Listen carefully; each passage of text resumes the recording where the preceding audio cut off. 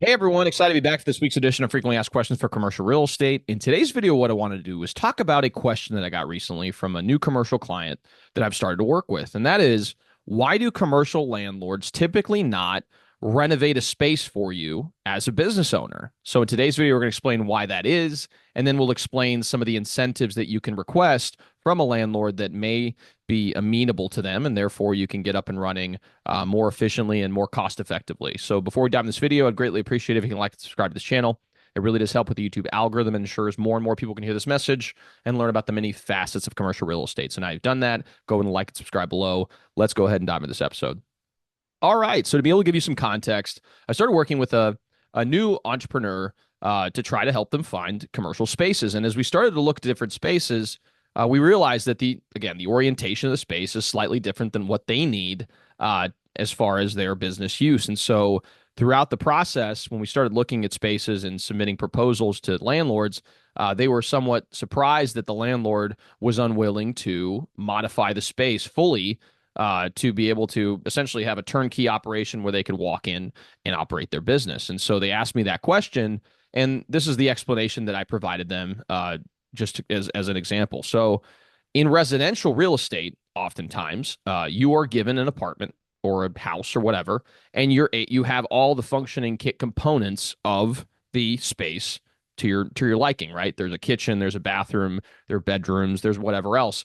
And that is typically the same thing that a new tenant is going to need as well. So they're typically not going to come in and modify the kitchen to be a studio. They're not there's cookie cutter requirements for those individuals who are in the residential space.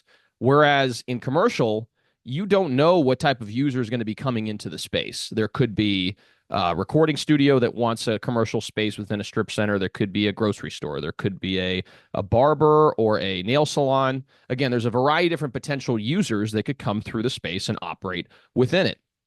Along with that, if a commercial tenant vacates that space, right? So let's say that a landlord decides to build out the space, the specifications of this particular commercial tenant, and then 2 years later they decide to leave.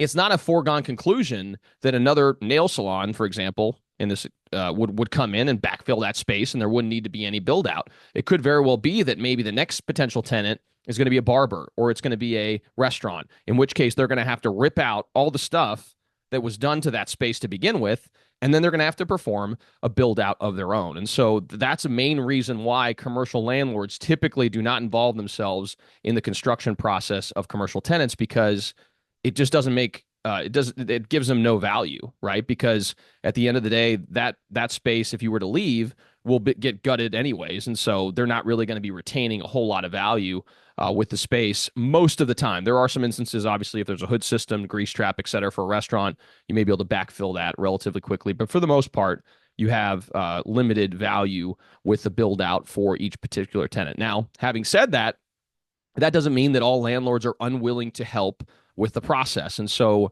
there's different ways that you can structure your letter of intent or proposals to request additional free rent, for example. So, you may say something along the lines of, hey, it's going to take us 4 months or 5 months to get up and going.